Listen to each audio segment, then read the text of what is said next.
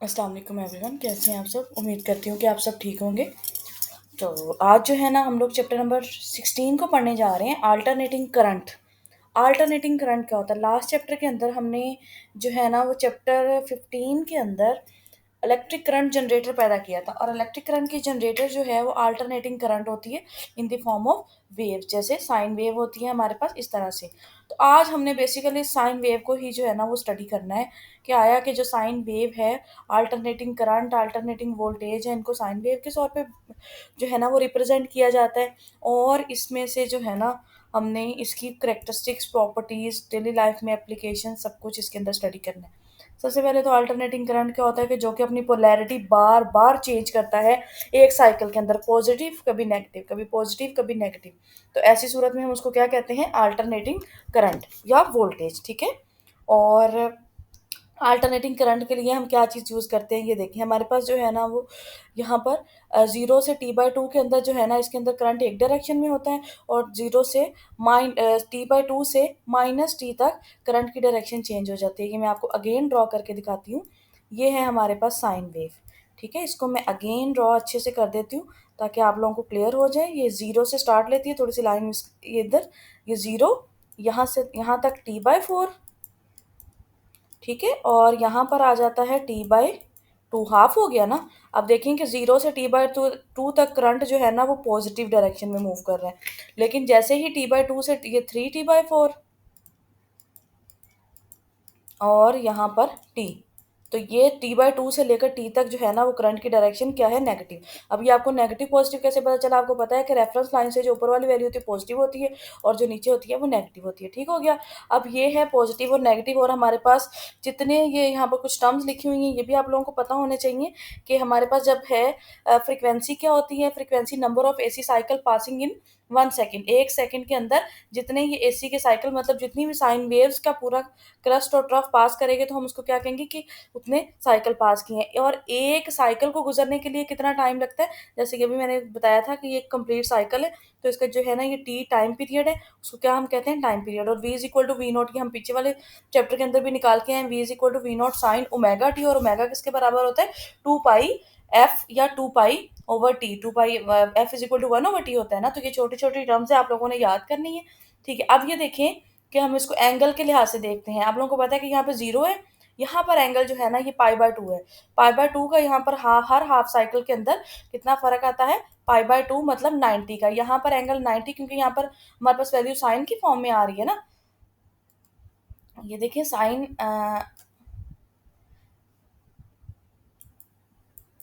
एक सेकेंड,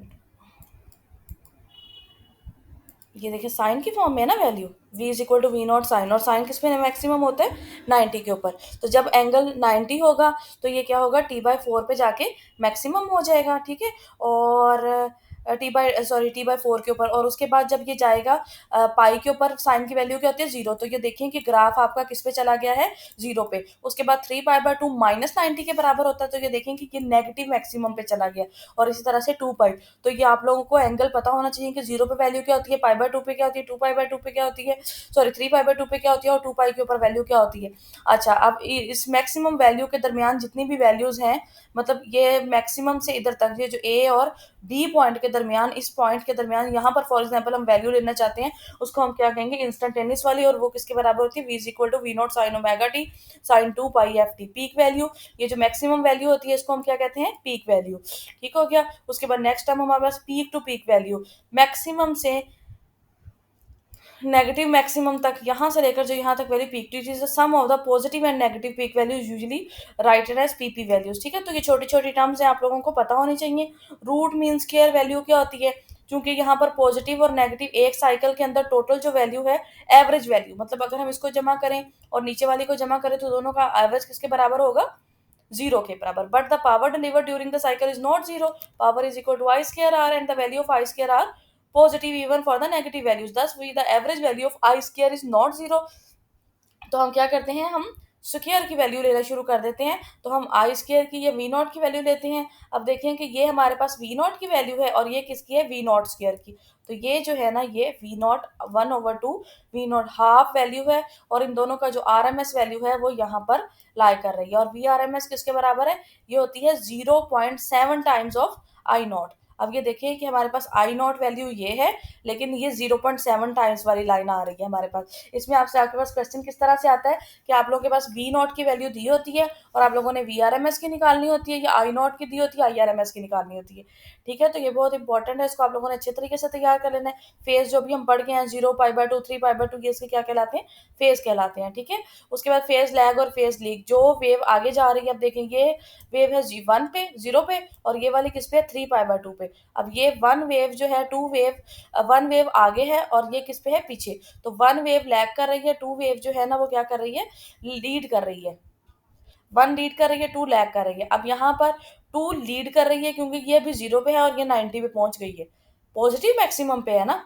तो positive maximum के बाद क्या आता है, पॉजिटिव मैक्सिमम से सॉरी पहले क्या आता है, 0। तो ये पीछे है और ये कितने का फर्क है, 90 का फर्क है। तो 90 के एंगल से ये लीड और लैग कर रही है। ठीक है, तो वेक्टर रिप्रेजेंटेशन ये सिंपल है कि हम जो है ना 0 वाली रेफरेंस वैल्यू पे ले लेते हैं, और जो मतलब जो सिंपल लाइन जा रही है, जैसे ये 0 सिंपल है ना, साइन वेव है, और जो लीड कर रहा है उसको हम 90 के एंगल पे बना देते हैं, जैसे वी और आई हमने अभी लिख दिया। ठीक है,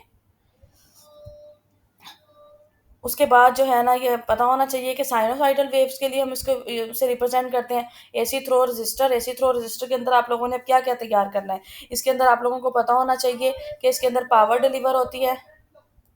अब देखिए कि हमारे पास ये वी और आई दोनों के दरमियान जो है ना फेज का डिफरेंस नहीं है। जब भी एसी रजिस्टर और रजिस्टर में से गुजरता है तो उसमें करंट और आई के दरमियान कोई भी फेज चेंज नहीं होता। फेज चेंज क्या होता है, फेज की या पहले वी आगे, दोनों के दरमियान जो रिलेशन है, देखिए V is equal to simple I R होता है ना, तो V I is equal to V over R. तो वी की वैल्यू पुट कर देंगे तो हमारे पास यहाँ पे कोई डेरिवेटिव वगैरह इन्वॉल्व नहीं हुआ, तो इसलिए हमारे पास I is equal to I nought आ गया सीधा सीधा। इसमें भी साइन का एंगल आया, इसमें भी साइन थीटा आया, साइन थीटा तो दोनों जो है ना वो इन फेज होंगे, सही हो गया। और इसके अंदर जो है ना, ये रजिस्टर के अंदर शोज वी एंड आई, तो इसकी जो डायग्राम होगी वो इस तरह से हॉरिजेंटल होगी, इसमें कोई भी फेज शिफ्ट फेज लैग या लीड नहीं करेगा। ठीक है, और इसके अंदर जो इसकी पावर है यहाँ पर वी स्क्वायर ओवर आर, ये हमने पहले भी निकाली हुई है। लेकिन जब हम कैपेसिटर की बात करते हैं ना, तो Q is equal to C V not sine omega, I is equal to delta Q over delta T. अब जब डेल्टा हम अप्लाई करते हैं ना, तो साइन किस में चेंज हो जाता है, कॉज में। अब देखें कि Q is equal to C V, ठीक है, तो v जो है वो तो v is equal to sine omega T ही है ना। ये यहाँ पर देखें, v v is equal to V not sine omega T. लेकिन जब हम बात करते हैं करंट की, तो वो साइन की बजाय किसकी फॉर्म में आ जाता है, यहाँ पर मैं लिख देती हूँ, i is equal to C V naught omega cos omega T. अब ये देखें, ये किसकी वैल्यू है, करंट की, और ये किसकी वैल्यू है, v is equal to V not sine omega T. अब देखें कि जो वोल्टेज की कर्व होगी वो साइन वेव होगी, और जो करंट की होगी वो कोसाइन वेव होगी। अब आप लोगों को कोसाइन वेव का और अच्छा, इसके अलावा जो क्यू की कर्व भी होगी वो भी साइन वेव होगी। यहाँ पर हमारे पास 3 कर्व्स ड्रॉ की हुई हैं। अब मैं इसको रेस कर रही हूँ, अब आप लोग इसको नोट डाउन कर लीजिएगा। अब मैं बताती हूँ आपको, ये देखें कि जो ये ए जहाँ पर लिखा हुआ है, ये कौन सी वेव है, वोल्टेज की। अब इसी के नीचे ये जो डॉटेड बताई गई है ना, ये डॉटेड लाइन, ये किसकी है, क्यू की। लेकिन यहाँ पर जो कोसाइन वेव आई, जिसके साथ जो करंट की वेव आएगी, वो किसके साथ आएगी, कॉस वेव। तो कॉस वेव हमेशा 90 से स्टार्ट लेती है। कॉस वेव 90 से स्टार्ट क्यों लेती है, क्योंकि कॉस जो है वो 90 पे ही 0 होता है। जब 90 पे कॉस की वैल्यू क्या होती है, 0। तो ये आप लोगों को छोटी छोटी सी चीज़ें हैं, ये मैंने आपको ब्रीफली तो अभी नहीं बताई, क्योंकि ये टॉपिक काफ़ी एक्सप्लेन करने वाले हैं। यहाँ से भी मैंने काफ़ी कुछ नहीं बताया, लेकिन आप लोगों को जो इसमें से मेन पॉइंट है ना, वो मैंने आपको बता दिया है कि कोसाइन की वैल्यू 0 पे जो है, साइन तो 0 पे 0 होता है ना, इसलिए यहाँ पर 0 आ गया। लेकिन कोसाइन की वैल्यू 0 पे क्या होती है, 90 पे क्या होती है, मैक्सिमम होती है। तो ये कॉस 90 पे, सॉरी कॉस 90 पे 0 होती है, तो यहाँ पर ये 0 से स्टार्ट हो गया। तो ये हमारे पास करंट 0 कब होगा, जब कॉस 90 होगा। तो ये कोसाइन वेव आपको नजर आ रही है, करंट की यहाँ पर कोसाइन वेव है। अब देखिए कि यहाँ पर वोल्टेज किस पे है, 0 पे, और करंट किस पे है, 90 पे। तो करंट क्या कर रहा है, लीड कर रहा है, और वोल्टेज क्या कर रहा है, लैग कर रहा है। ठीक है, तो ये छोटी छोटी सी चीजें, अगर कोई चीज नहीं समझ आए तो आप प्लीज कमेंट सेक्शन में बता दीजिएगा और मैं इन पे इंडिविजुअल लेक्चर जो है ना वो अपलोड कर दूंगी। उसके बाद है कैपेसिटर के अंदर जो है ना वो इसकी रिएक्टेंस, अच्छा ये यहाँ पर वी और वेक्टर डायग्राम बने। करंट इसके अंदर लीड करता है और वोल्टेज लैग करता है। और हमारे पास एक्स सी किसके बराबर आ रहा है यहाँ पर, X C is equal to V R M S over, ये है कैपेसिटिव रिएक्टेंस। कैपेसिटर और जो है ना इंडक्टर की जो कैपेसिटेंस रेजिस्टेंस होती है, ऑपोजिशन इफेक्ट होता है, उसको हम क्या कहते हैं, रिएक्टेंस कहते हैं। और एक्स सी किसके बराबर है, 1/2 पाई एफ सी। तो जो है रेजिस्टेंस के कैपेसिटेंस के जो है ना ये इनवर्सली प्रोपोर्शनल है। तो ये चीजें आप लोगों को पता होना चाहिए। अगर सी को डबल कर दिया जाए तो एक्स सी क्या हो जाएगी, हाफ हो जाएगी। So the magnitude of the opposition offered by the, it will be large and current in the circuit will be small. ठीक है, तो लो फ्रीक्वेंसी, अच्छा फ्रीक्वेंसी के ऊपर डिपेंड कर रही है। तो अगर frequency certain capacitor will have a large resistance at low frequency, frequency low होगी तो रेजिस्टेंस ज्यादा होगी, फ्रीक्वेंसी हाई होगी तो रेजिस्टेंस क्या होगी, लो होगी। On the other hand high frequency the reactance will be low and the high frequency current through the same capacitor will be large. ये लाइंस बहुत इंपॉर्टेंट है, ये आप लोगों ने अच्छे तरीके से तैयार कर लेनी है। ठीक हो गया। उसके बाद एसी थ्रो इंडक्टर है। अब ये देखें यहाँ पर जो एप्सिलॉन आई जो है ना, ये तो सिंपल आई नॉट आ गया, साइन 2 पाई एफ टी। लेकिन जो एप्सिलॉन एल आएगा ना, वो एल डेल्टा आई ओवर डेल्टा टी। और डेल्टा जब हम अप्लाई कर देते हैं, ये अगर मैथ पढ़ा है ना फिजिक्स वाले, बेसिकली वैसे मैथ पढ़ के आते हैं, जिन लोगों ने नहीं भी पढ़ा, लेकिन मैं उनको भी एक्सप्लेन कर देती हूँ कि ये डेरिवेटिव की भी टर्म आ सकती है। यहाँ पर जो है D I over D T. और आप लोगों को पता है कि साइन का डेरिवेटिव क्या होता है, कॉस। तो अब यहाँ पर कॉस की टर्म किसकी आएगी, एप्सिलॉन या वी की। अब ये देखें, ये वी की कोसाइन कर्व आएगी। तो यहाँ पर वी की कोसाइन कर्व आ गई और करंट की आ गई साइन कर्व। अब यहाँ पर लीड कौन कर रहा है, अब ये देखिए एंगल कौन कौन से पे है। अब यहाँ पर एंगल इस तरह से है कि जो हमारे पास था वोल्टेज, वो कितने एंगल पे है, 90 एंगल पे आ रहा है। और जो आ रहा है ये 90 है। ठीक है, और जो आ रहा है करंट, करंट किस पे है, जीरो पे। तो आगे कौन सा है, वोल्टेज आगे है। तो यहाँ पर वोल्टेज लीड करेगा और करंट क्या करेगा, लैग करेगा। तो ये चीजें इंपॉर्टेंट हैं, बार बार बता रही हूँ, पेपर के पॉइंट ऑफ व्यू से बहुत ज्यादा इंपॉर्टेंट। अच्छा, ये जो कैपेसिटर है ना, ये इंडक्टर है ना, ये बड़ी ही इंपॉर्टेंट सी जो है ना यहाँ पर हमारे पास। अच्छा, इसके बाद इसकी रिएक्टेंस दी हुई है। अब यहाँ पर और इफेक्ट चेंज हो गया, omega L 2 pi F L. अब ये हाई फ्रीक्वेंसी होगी तो इंडक्टेंस रिएक्टेंस जो है ना वो ज्यादा होगी, और फ्रीक्वेंसी कम होगी तो रिएक्टेंस इसकी भी क्या होगी, कम होगी। The behaviour of resistance is independent of the large but XC small. The behaviour of, अब रेजिस्टेंस जो है हमने देखा था कि फ्रीक्वेंसी के ऊपर बिल्कुल भी डिपेंड नहीं कर रही। तो ये चीजें आप लोगों को पता होना चाहिए। अब देखें, अगर हम एक ही सर्किट के अंदर दोनों चीजें लगाते हैं तो दोनों में से एक सही से वर्क कर पाएगा। कि अगर फ्रीक्वेंसी हाई होगी तो एक्सएल ज्यादा हो जाएगी, और फ्रीक्वेंसी कम होगी तो एक्सी ज्यादा हो जाएगी। अच्छा, एंड पे ये चीजें लिखी हुई है, referring to that and seen that no power is dissipated in pure inductor के अंदर जो है ना वो कोई भी पावर नहीं होती। In the first quarter of cycle both V and I are positive, so the power is positive, which means that energy is supplied to the conductor। अब ये पॉजिटिव कैसे होता है, ड्यूरिंग पॉजिटिव हाफ साइकिल। ये देखें, ये भी positive है, ये भी पॉजिटिव है, तो क्या होगी, पॉजिटिव। उसके बाद यहाँ पर ये नेगेटिव आ गया, वोल्टेज नेगेटिव हो गया, लेकिन करंट अभी भी क्या है, पॉजिटिव। तो इसमें गेन करेगा, इसी हाफ साइकिल के अंदर क्या कर देगा, लूज कर देगा। अब यहाँ पर चले गए, जब हम यहाँ से आके यहाँ पर जाएंगे तो ये अभी भी नेगेटिव है वी, लेकिन इस सूरत में आई क्या है, फिर नेगेटिव हो गया, और वी आई दोनों फिर गेन हो गया। Minus minus plus, P is equal to V आई।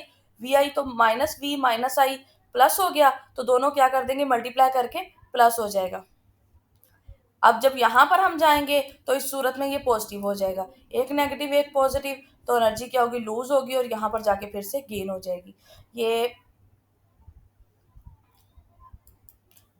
मैं आपको दोबारा करके बता देती हूँ।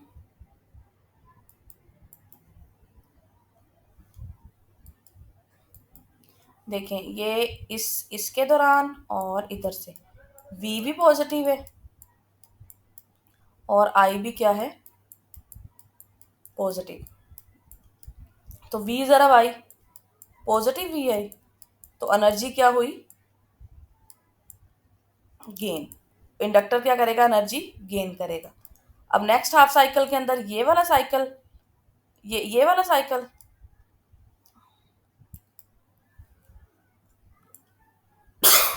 ये वाला साइकिल और ये वाला साइकिल। अब यहाँ पर v क्या है, नेगेटिव, और ये क्या है, पॉजिटिव। जमा माइनस प्लस माइनस v ज़रब प्लस आई, तो माइनस माइनस माइनस, तो माइनस वी आई।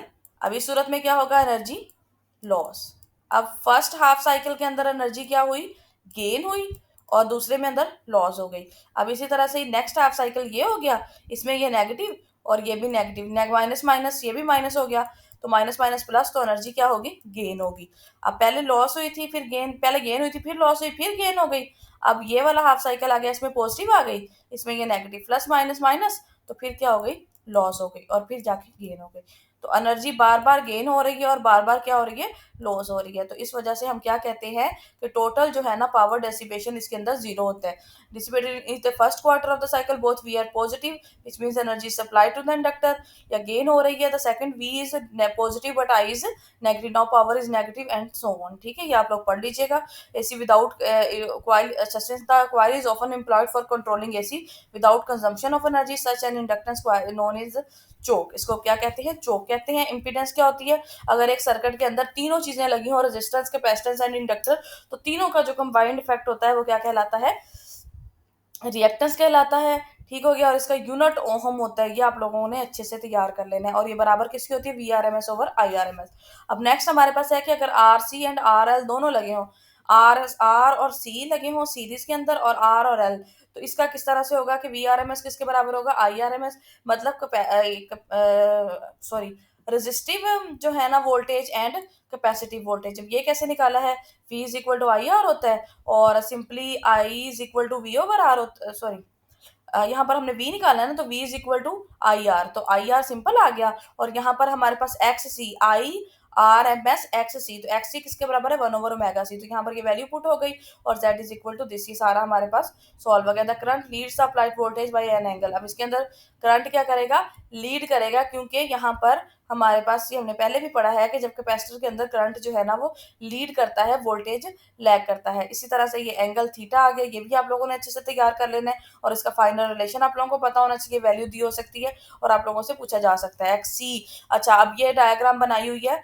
Reactance diagram. रिएक्टेंस डायग्राम के अंदर क्या है कि एक्स सी जो है ना वो लैग करेगा, और आर जो है ना वो लीड करेगा, और ये इसकी इम्पिडेंस बताई हुई है। ठीक हो गया, अगर पैरेलल में सॉरी सीरीज में लगे हों आर और एल, तो इस तरह से ये इसका आ जाएगा। ठीक हो गया, ये आप लोगों ने अच्छे तरीके से तैयार करें। It can be seen that the vector lines of the reactance XC and XL are directed opposite to each other. अब ये देखें कि रिएक्टेंस इधर से इधर को इंक्रीज कर रही है, लेकिन यहाँ पर क्या कर रही है, नीचे, तो दोनों की डायरेक्शन जो है ना वो ऑपोजिट है। पावर इन ये पावर इन एसी सर्किट, ये बहुत बहुत इंपॉर्टेंट टॉपिक है, इसमें पेपर में जरूर पूछा जाता है। P is equal to V R M S and I R M S जो है ना वो पावर का रिलेशन होता है, लेकिन जब हमारे पास होता है जब दोनों इन 90 के एंगल पे हों। In case the current lags और leads the applied voltage and component of applied voltage V along the current is 0। हाँ जी, और जो ये है कि 90 के एंगल से वोल्टेज जो है ना वो लीड करता है, और उसका कंपोनेंट एक्स, मतलब जब हमारे पास 90 का एंगल होता है ना तो उसका कंपोनेंट एक्स एक्सिस के अलोंग जीरो होता है, तो जीरो कंपोनेंट है। And in AC circuit the phase difference between applied voltage V and I R M S is theta. अगर थीटा होता है, मतलब हमने जो डायग्राम जो हमने जो है बजाय इस तरह से लेने के वी एंड आई को हम इस तरह से ले लेते हैं, इस तरह से, सॉरी ये इस तरह से, और एंगल बना रहा हो कोई भी थीटा। ठीक है, तो हमारे पास पावर फैक्टर किसके बराबर आ जाता है, P is equal to I R M S V R M S cos theta.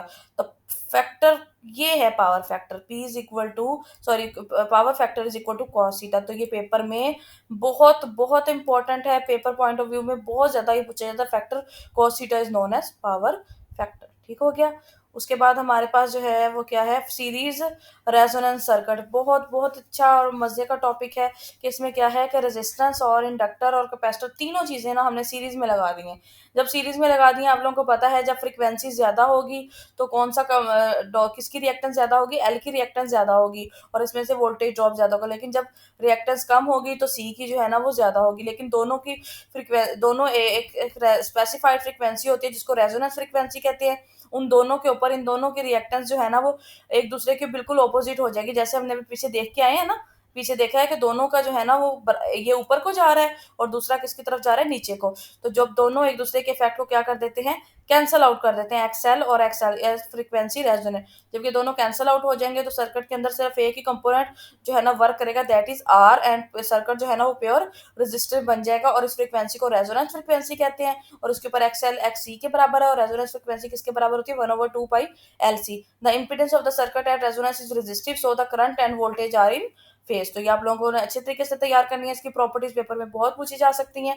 The impedance of the circuit is minimum at this frequency and is equal to R. अब देखें ना, impedance ना तो XL की वजह से ना x are की वजह से, तो किसके बराबर होगी, आर के ऊपर। If the amplitude of the source voltage is V naught constant, the current is maximum at the resonance frequency. Definitely जब ना एक्सएल है ना एक्स सी है, दोनों तो जीरो हो गई ना एक दूसरे के। एक्सएल जितनी है वो एक्स सी को कैंसल आउट कर रही है, तो इसकी वजह से करंट क्या होगा, मैक्सिमम होगा।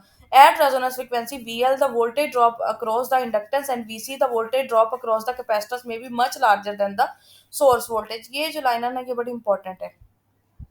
हमें पता है कि जो एल है ना, ये भी एनर्जी स्टोर करता है और कैपेसिटर भी एनर्जी स्टोर करता है। अब ऐसे है कि ये जब एनर्जी इतनी स्टोर कर लेते हैं कि अगर सर्किट के अंदर कांस्टेंट करंट ना मेंटेन हो रहा हो तो ये सर्किट को एनर्जी फ्राहम भी कर सकते हैं। अब ये कब फ्राहम करेंगे, हो सकता है कि जो एल है ये इसके अंदर एनर्जी स्टोर हुई हो, पहले से हुई हो, और उसी टाइम पे कैपेसिटर जो है ना वो डिस्चार्ज हो जाए और अपनी एनर्जी सारी लॉस कर दे, तो अपनी एनर्जी सारी किसको दे देगा, एल को। तो एल के क्रॉस जो वोल्टेज ड्रॉप है वो ज्यादा हो जाएगा। लेकिन ये दोनों प्रोसेस एक टाइम पे नहीं होती। हो सकता है कि एल जो है ना वो एनर्जी सर्किट को फ्राहम कर दे और उस टाइम पे सी के ऊपर जो वोल्टेज है वो ज्यादा हो जाएगा। एल पे ज्यादा होगा या सी पे ज्यादा होगा। जब एल ने एनर्जी देनी है सी को, जब एल सी को एनर्जी देगा तो इसका वोल्टेज कम हो जाएगा, जब सी का क्या हो जाएगा, ज्यादा हो जाएगा। लेकिन जब सी एल को देगा तो सी का वोल्टेज कम हो जाएगा और एल का ज्यादा हो जाएगा। मतलब क्या है कि दोनों ऑपोजिटली बिहेव करते हैं। एल की जब एनर्जी ज्यादा होगी तो सी की कम हो जाएगी, और जब सी की ज्यादा होगी तो एल के क्रॉस कम हो जाएगा। तो हम ये कह सकते हैं कि ड्यूरिंग जो है ना वो, देखिए ना, सोर्स वोल्टेज तो पड़ा हुआ है, सोर्स ने तो वी प्रोग्राम करना है, लेकिन एल के अंदर एनर्जी जो स्टोर हुई होगी या वोल्टेज की फॉर्म में वो सर्किट को प्रोवाइड कर देगा। ठीक है, तो इस टाइम पे हम ये कह सकते हैं at resonance V L the voltage drop across the inductance and V C the voltage drop तक may be much larger than the source voltage. ये अलहदा अलहदा जीरो ज्यादा या कम हो सकता है, लेकिन जो टोटल है वो जीरो होगा, क्योंकि वी एल बराबर है माइनस वी एल और वी सी क्या होते हैं, बराबर होते हैं, लेकिन इनकी डायरेक्शन क्या होती है, ऑपोजिट होती है। Same is the case with parallel resonance circuit. यहाँ पर at the resonance frequency the circuit impedance is maximum, it is resistive. At the resonance the current is minimum at is phase with the applied voltage. जब parallel होंगे ना तो current जो है ना वो इसमें भी डिवाइड हो जाएगा, इसमें डिवाइड हो जाएगा, और सिर्फ करंट जो है ना हमारे पास यहाँ पर मिनिमम होगा। और यहाँ पर भी ये सारी चीजें आई एल एंड आई सी में, अब आई एल और आई सी में ज्यादा हो सकते हैं द सोर्स करंट, क्योंकि इसके अंदर करंट चेंज होता है लेकिन इसके अंदर वोल्टेज ड्रॉप चेंज होता है। इसके अंदर वोल्टेज चेंज होगा, करंट सारे सर्किट में सीरीज में है ना, तो सीरीज में होने की वजह से वोल्टेज चेंज होगा लेकिन करंट क्या रहेगा, सेम रहेगा। लेकिन यहाँ पर करंट चेंज होगा। अब करंट कहाँ पर ज्यादा हो सकता है, क्योंकि पावर किसके बराबर है, वी आई के। तो सीरीज में होंगे तो वोल्टेज की वजह से पावर इंक्रीज होगी, और जब पैरेलल में होंगे तो करंट की वजह से पावर जो है ना वो इंक्रीज होगी। अब यहाँ पर करंट ज्यादा होगा, यहाँ पर ज्यादा होगा, लेकिन वोल्टेज सोर्स का जो करंट है वो कम भी हो सकता है।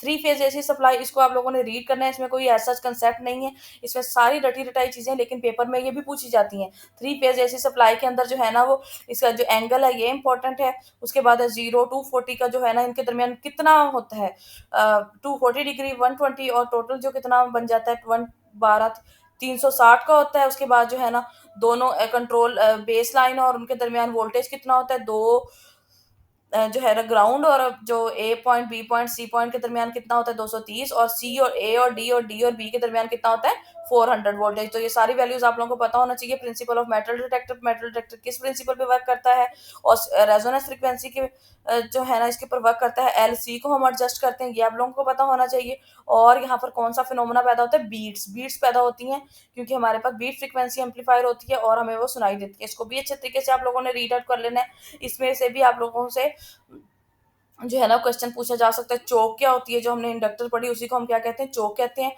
और ये किस किस चीज की बनी होती है ये भी आप लोगों ने अच्छे तरीके से तैयार कर लेना। इलेक्ट्रोमैग्नेटिक वेव्स, इनकी जो है ना स्पीड ऑफ लाइट यहाँ पर c is equal to F lambda, ये इंपॉर्टेंट है। इनकी जो जनरेशन है, इनकी जो किस तरह से होती है और ये एक दूसरे के परपेंडिकुलर होती हैं, इलेक्ट्रोमैग्नेटिक फील्ड, और यहाँ पर इसका स्पेक्ट्रा है ना, ये आप लोगों ने एक दफ़ा रीड आउट करना है। इनकी वैल्यूज़ भी आप लोगों को पता होना चाहिए। फ्रीक्वेंसी स्पेक्ट्रा जो है ना वो अच्छे तरीके से तैयार कर लेना है। पेपर में क्वेश्चन पूछा जाता है कि सबसे ज़्यादा एनर्जी किसकी होती है, गैमा रेज की फ्रीक्वेंसी ज़्यादा होती है, E is equal to H F होता है ना, तो इसकी एनर्जी भी ज़्यादा होती है। गैमा रेज सबसे एनर्जेटिक वेव्स हैं और लो कौन सी हैं, रेडियो वेव्स। तो ये दोनों चीज़ें आप लोगों ने अच्छे तरीके से तैयार करनी है। Principle of generation just read out करना है, बहुत ज़्यादा इसको रीड आउट बहुत नहीं, गहराई में नहीं जाना। इसमें कोई एमसीक्यूज एज सच इंपॉर्टेंट नहीं है, लेकिन एक दफ़ा इसको पढ़ना ज़रूर है, छोड़ना है सच में बता रही हूँ कुछ भी नहीं है। लेकिन इसमें एलसी सर्किट यूज़ होता है, ये आप लोगों को पता होना चाहिए। मॉड्यूलेशन क्या होती है, फ्रीक्वेंसी मॉड्यूलेशन, इसमें कौन सी वेव यूज़ होती हैं, इसके अंदर एम्पलीट्यूड मॉड्यूलेशन की जो रेंज है वो कितनी है, फ्रीक्वेंसी मॉड्यूलेशन की रेंज कितनी है, ये सब चीज़ें आप लोगों ने, ये वो रट्टे वाली चीज़ें हैं, इसमें कोई वो एज सच कंसेप्ट नहीं है। अच्छा, कौन सी रेडियो वेव्स और कैरियर वेव दोनों में से हाई फ्रीक्वेंसी वेव कौन सी होती है और लो फ्रीक्वेंसी वेव कौन सी होती है, यहाँ पर सारी चीज़ें लिखी हुई हैं। ये रटी रटाई चीज़ें हैं, आप लोगों ने बहुत अच्छे तरीके से तैयार कर लेनी है। ठीक हो गया। और इसके न्यूमेरिकल शॉर्ट क्वेश्चन किसी के भी नहीं छोड़ने, लेकिन न्यूमेरिकल मत कीजिएगा। Thank you so much. अल्लाह हाफिज़।